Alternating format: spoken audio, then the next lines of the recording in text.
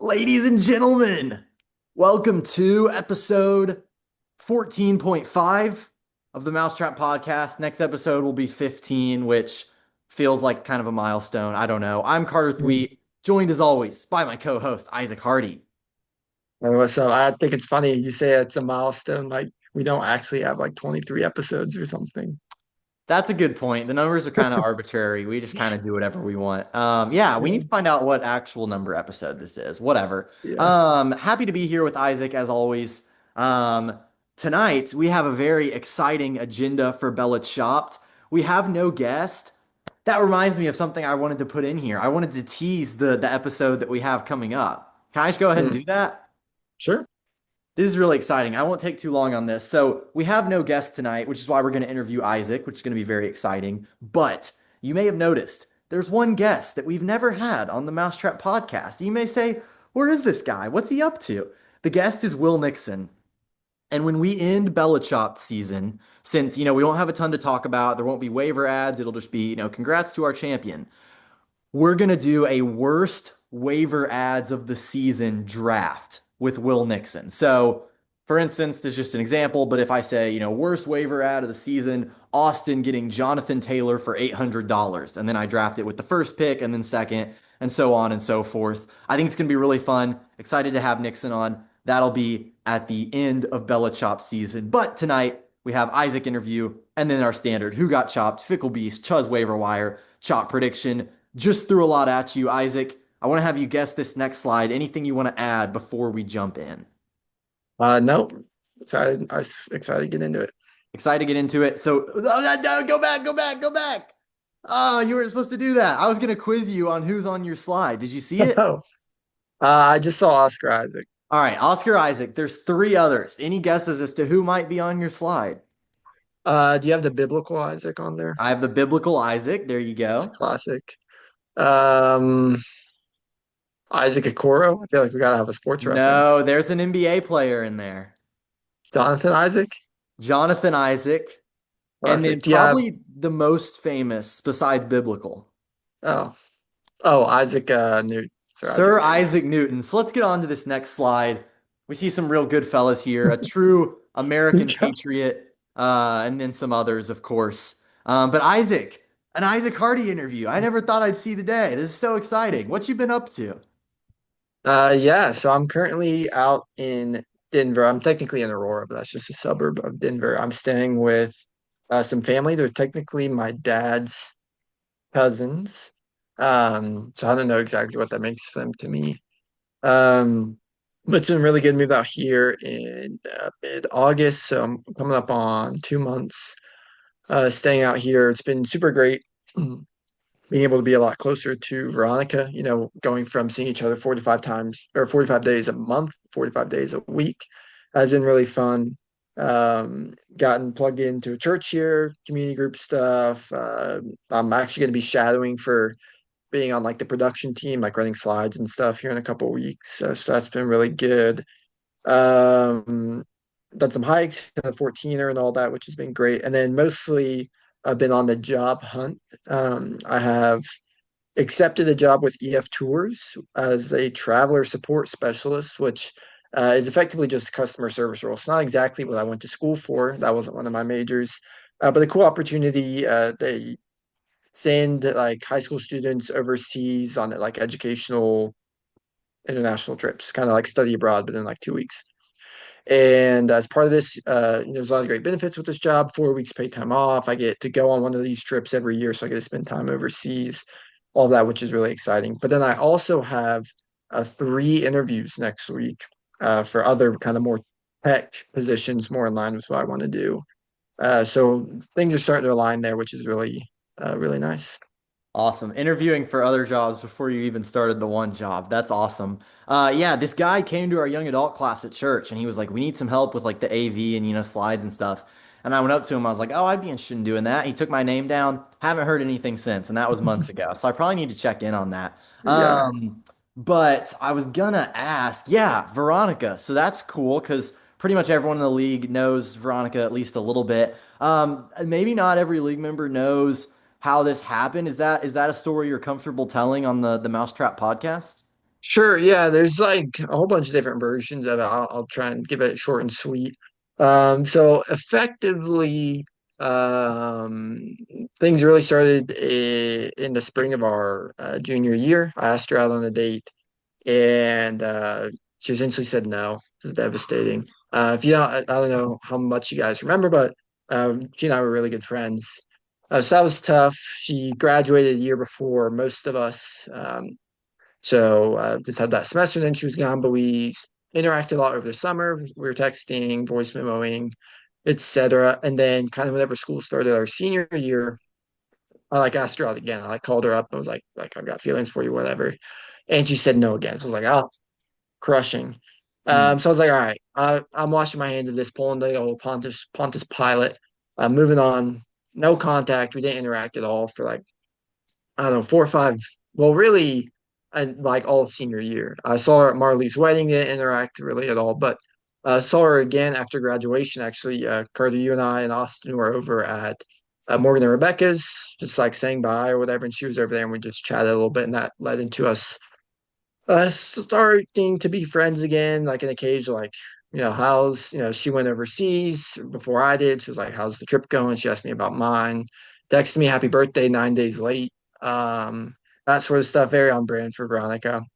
Until eventually, um, over Thanksgiving last year, I was driving from Searcy to Columbia, Missouri, where my grandparents live, and was kind of driving through Paragould on the way.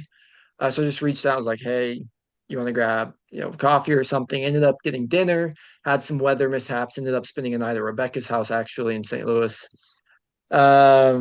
And it was chill. It felt very normal. And then a few weeks later, she called me and was like, hey, I made a big mistake. I've got feelings for you. I'd love to give this a try. And we started doing distance from that point. A couple weeks later, we were officially boyfriend, girlfriend. And yeah, now yesterday was actually, oh, wait, no, today is actually our 10-month anniversary. So, 10 months, very exciting. Yeah, that was awesome. I figured maybe you'd start with the post grad stuff, but you went through all the highs and lows, which I appreciate. I also never heard pulling the old Pontius Pilate, so that's one that I gotta work into my vocabulary. I do I want to put that in ask, the zeitgeist. what? I said, put that in the zeitgeist. I don't know what you're talking about. One of the great moments in Mousetrap history was when Austin Davis dropped the bomb that he and Devin were ring shopping. So I gotta ask, the people are wondering, is there anything you want to share just while you have the opportunity? Anything you want to share at all? All I'm saying is, y'all keep your 2026 calendars free. All right, mine's pretty free right now. So that's good news. Yeah, really nothing coming up. So I'll don't do a Springsteen weekend. My brother's directing a Okay. Springsteen show. That's the only 2026 commitment I can think of at this All moment. right. So I'll mark anything that one else, I off. should be good. Yeah, guys, drop in the comment section what your 2026 schedules are looking like. I'll take that into account.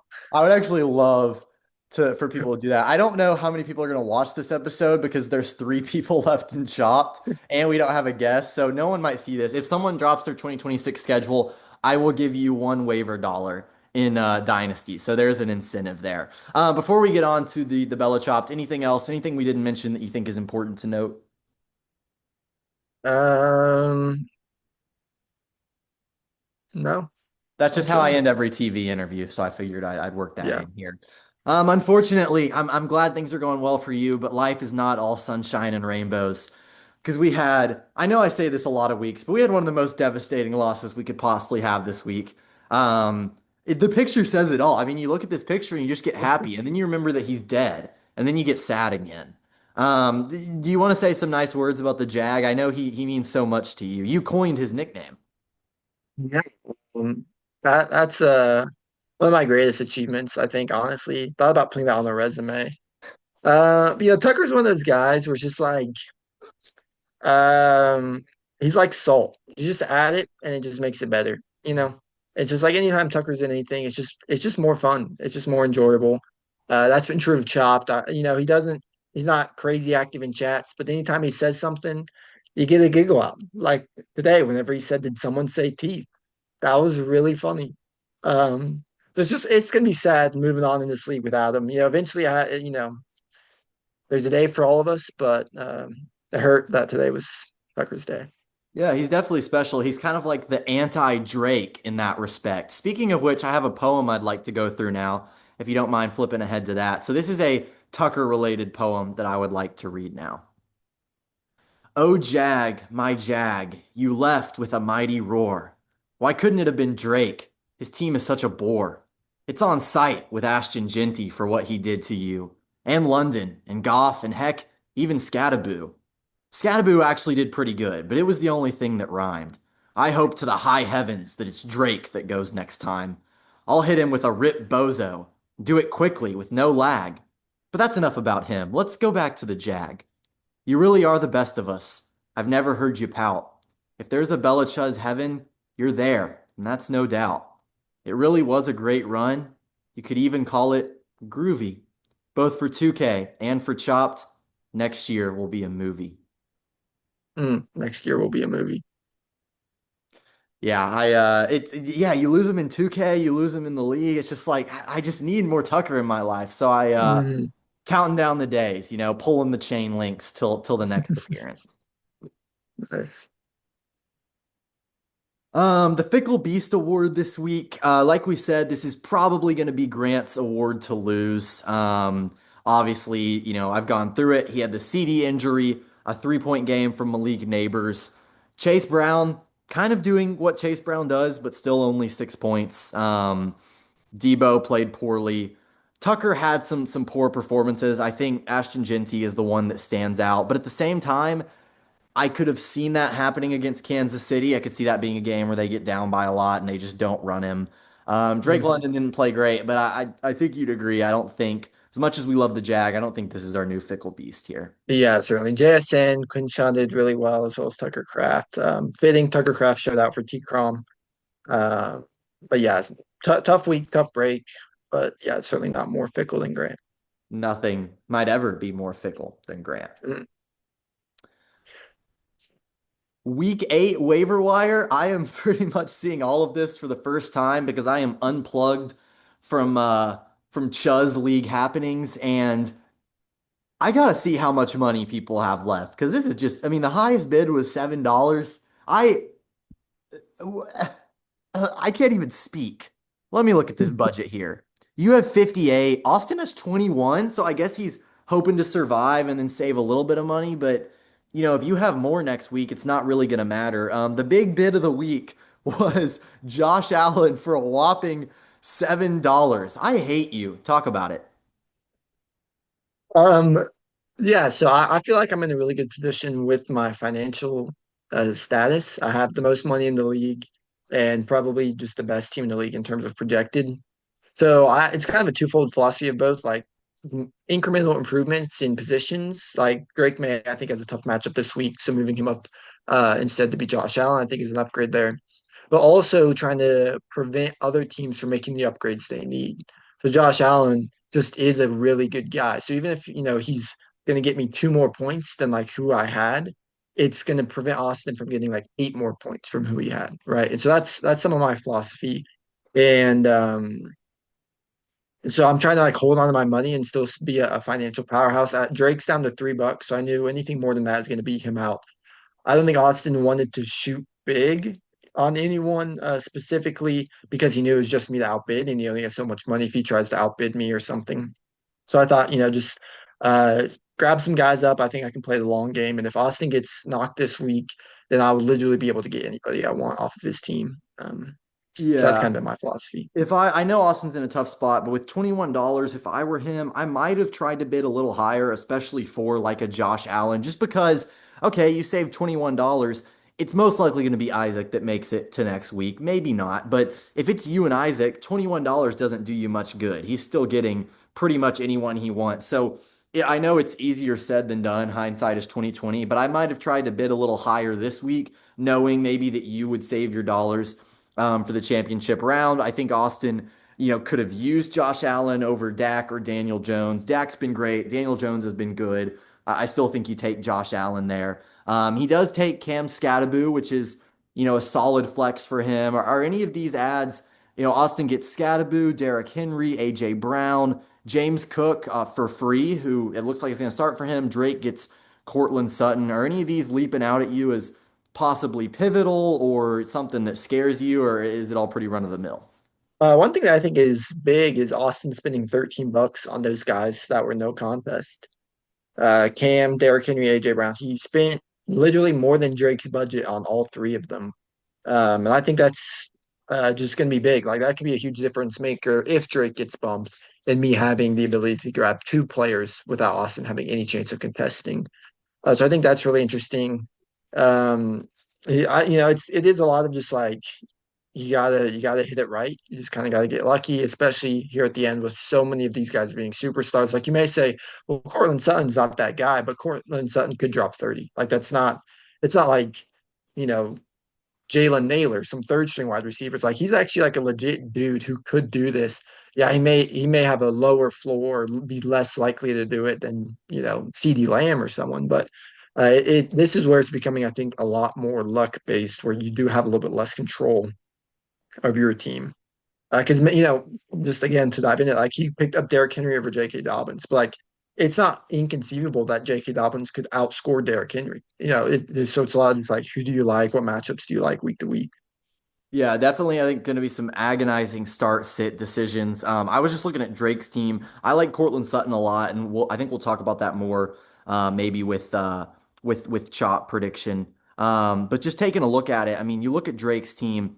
I think one of the really interesting things that stands out is just the decisions he has to make with his flex and things. I mean, he's got Rome starting, which could go well. Egbuka, but he's had some injuries and things, although he's been good. Cortland Sutton, Bijan. He picked up Drake London and right now doesn't even have him starting, and that's not crazy. Brees Hall could go off, maybe not. Javante has been really good. He plays Denver's defense. So I think that's just a good example. There's a ton of interesting matchups and decisions that guys are going to have to make here. Yeah, certainly. I want to just talk about a couple of these other moves. Uh, some of the free ones, like you mentioned, like Drake London to Drake for free, James Cook to Austin for free. It's just interesting. Like I have to go back in the records to find, but I'm sure both of those guys at some point had over $100 bids on them. Unless Drake London was a homer, a guy Tucker drafted from the beginning. But I know James Cook has been around. So it's just interesting, kind of how the market fluctuates depending on supply and demand. I know we got some business majors watching this. One other thing I just want to point out too is Austin grabbing Tucker Kraft for $4 again. Like I like Tucker Kraft, I don't love him in that tight end spot. He's kind of boomer bust. And $4 may seem like, oh, he got him for free, but again, you consider that's more than Drake's whole budget. Like that's actually kind of substantial for Austin. Now that he's down to $21. So that'd be like spending $200 on him week one, 20% of your budget. So stuff like that is just kind of interesting where, in hindsight, Austin could have had almost $16 back, which really puts him in a position to contest me next week if he survives. Yeah, I want to ask because I know you've been big on, spend your money and try and stay in versus getting eliminated and being a black and white picture here on the left side of the screen. But this is a genuine question. Does it change your mind at all knowing like if a guy had gone into this week, there's still 2 weeks left, like a fifth of our season, decent length. If a guy had gone into this week with $100, he'd be in incredible position, a tenth of the budget. Josh Allen last time, Tucker added him for $521. You just got him for seven. So does it make you think anymore? Like maybe teams could have rationed a little more, should have rationed a little more. Are you still where you were? Because I mean, again, like $100 would be possibly league winning right now. Yeah. Next year, whenever I do this again, I kind of think through like, what's my strategy going to be? I think it's going to be buy high early and then like save a reserve. Like be like, I'm not gonna drop below $100 until after week 8 or whatever, something like that. So get those guys early so you can survive. There's a lot of luck. It's a fickle beast, as Scott has pointed out. So you never know what could happen. But you definitely want to have like a good team where you're not really worried week to week, and maybe try and take a flyer here or there, a dollar on someone who isn't really going to get a big name. Maybe you can steal someone there. But yeah, certainly in this position, I feel now where these last couple of weeks, I've just been able to grab whoever I wanted. And in a start 9 league, start 10 league, like one dude can make a huge difference. I've been able to consistently just grab two, three that I like and move forward. Yeah, I think that could be an interesting off-season episode, how best to approach the strategy here, because I think that's a good strategy, but also if you're buying high early, I mean, again, Josh Allen, I don't know who you're looking to buy high, but he went for $521. I mean, that's a ton of money, and that's one player. So you could easily burn through a ton of money doing that. And I imagine will if, oh, go ahead. I will just say, this is probably going to definitely come up in our worst waiver draft, but I spent $400 on Joe Burrow the week he got injured. So, Yeah, again, just inconceivable. But yeah, I think it'd be interesting to talk through all the different strategies, and especially like I imagine we'll get more people next year. I am pledging my dad will, if there's room for him, will be in Bella Chopped next year. And if this was an 18 team league, I mean, I don't know. I feel this like would there'd be be no money by week 12, or because there's so many teams, some guys just would never be able to get anybody. It'd be insane. So definitely some interesting strategy things to look at for next year. Yeah, certainly. I think if I don't want to spend too much time on this, but if we did a lot more teams, I would be strongly in favor of starting fewer players, like maybe one flex, no super flex, or something like that. Just otherwise, you try and draft out 10 dudes with an 18-man league. Like you're gonna be freaking starting third string tight ends. Like it's really gonna be disgraceful. And one injury or a bad bye week, and it's over. You lose. Um, Yeah. all right, let's move on to our chop predictions then, unless there's anything else you want to point out there. No, nothing, nothing. I think that's a good idea. Something to run by Tej next time, Mr. Commish for sure. Uh, Um, First of all, I just want to say I should have taken a picture of it and honestly put it in the middle. It would have looked really nice here. The league is so symmetrical right now. It's beautiful. We have one person in the chop zone, one person in the danger zone, one person in the safe zone. It is beautiful to look at. I do think you're safe. You are 20 more points projected than Drake right now. And that's not even mentioning Austin, who's 7 points behind that. I'd be shocked if you get chopped. And I'm not trying to if you jinx it. could. I'd be surprised.